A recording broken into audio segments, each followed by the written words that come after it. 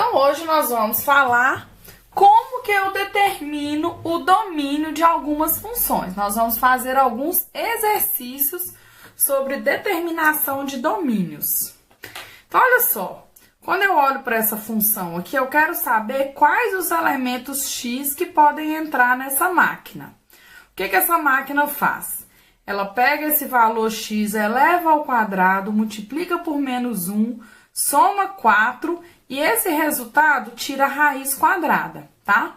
Então, se entra o valor 0, f de 0 vai ser quem? Vai ser raiz quadrada de 4 menos 0, que é 2, certo? Mas eu posso colocar aqui qualquer valor de x? Se eu colocar o valor 5, por exemplo, olha, f de 5 é raiz quadrada de 4 menos 5 ao quadrado. Se eu coloco 5 aqui, eu tenho um número negativo, porque vai ficar 25 menos 4, né? O 4 menos 25. Então, ficaria menos 21. E nós não determinamos em R a raiz de menos 21. Então, lembrando aqui que eu estou determinando o domínio de funções reais de uma variável real. Ó, funções reais de uma variável real, tá? Aqui é cálculo 1 ou ensino médio primeiro ano. Então, gente, quando eu olho uma função aqui, eu quero determinar o domínio, eu chamo o que eu costumo chamar isso de condição de existência. O que é a condição de existência?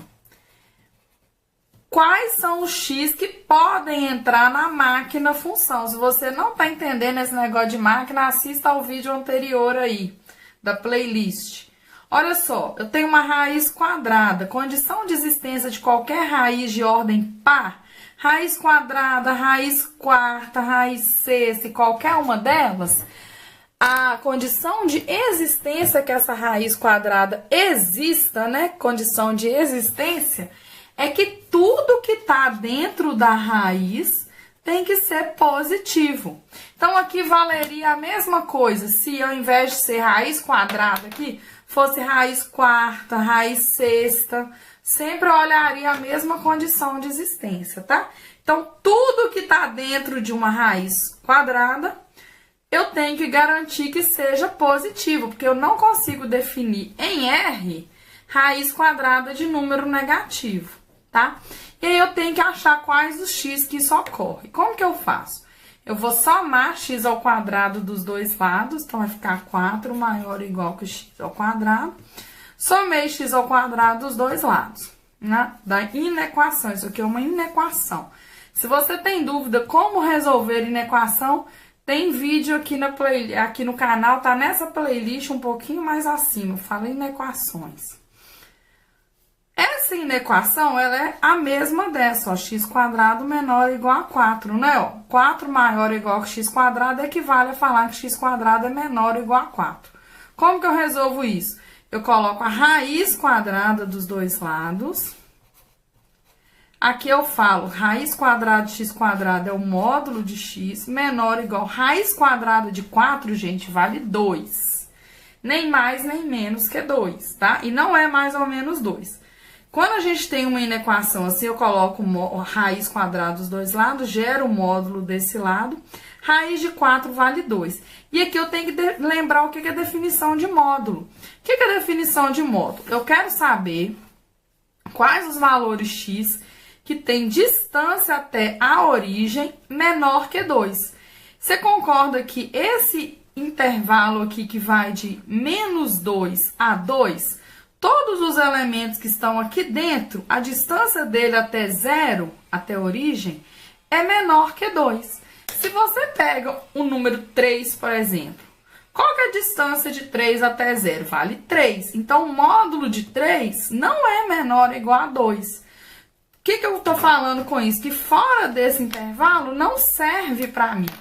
O que vai servir para mim é de menos 2 a 2. Esse intervalo aqui que pertence à minha condição de existência. Eu chamo sempre assim, ó, condição de existência, tá? Então, a condição de existência aqui, nesse caso, só valores de menos 2 a 2. Se você tenta colocar o 3 aqui, ó, já dá errado, porque vai dar raiz de menos 5, que não é definida. Logo, O domínio dessa função, ele é o intervalo fechado de menos 2 a 2. Somente valores aqui dentro que podem entrar nessa máquina aqui, certo? Vamos para o próximo. Próximos exemplos. Olha esse exemplo aqui. O que é o problema desse exemplo? É um denominador. Então, olha só, se eu não pode entrar o zero. Se eu coloco o zero aqui, vai ficar 1 sobre 0, que não é definido em R, tá? Então, gente, toda vez que eu tenho um denominador, a condição de existência é tudo que está no denominador, nesse caso aqui só tem x no denominador, seja diferente de zero, tá? Então, ó, relembrando, número 1, tem a raiz quadrada, raiz quarta, tudo que tá dentro tem que ser positivo. Tem denominador? Todo denominador você tem que garantir que ele não se anule. Nesse caso aqui fica muito fácil falar quem é o domínio, que é reais sem ser o zero, né? Reais asterisco, você pode escrever R menos o zero, certo? Então, o domínio dessa função aqui é muito bom. Olha só, aqui também tem um denominador, passando para o exemplo 3. Condição de existência, tem denominador? Tudo que está no denominador tem que ser diferente de zero, ok? E aí, gente, esse exemplo aqui, eu já coloquei ele até em prova, bem parecido. Porque muitas pessoas erram isso, olha. Eu tô com o x real, tá?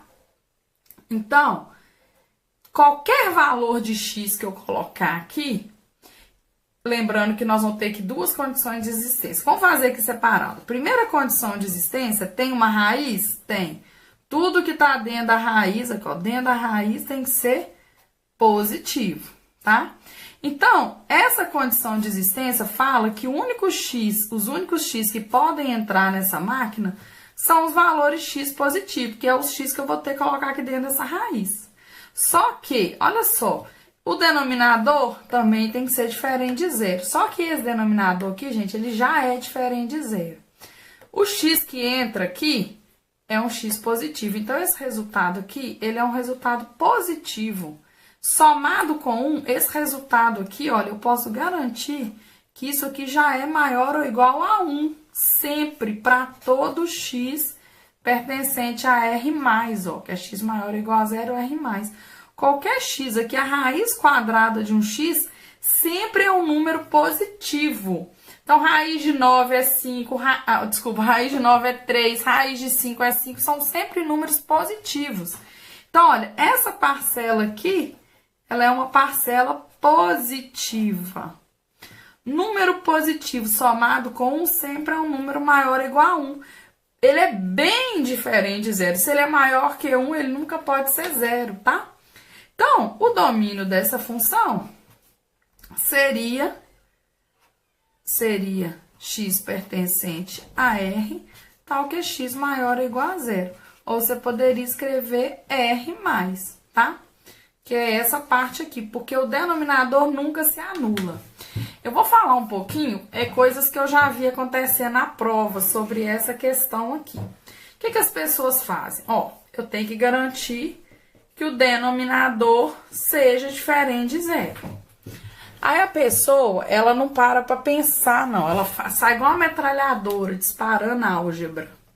Então, o que ela faz? Ah, beleza, então eu subtraio um dos dois lados. Raiz de x diferente de menos 1.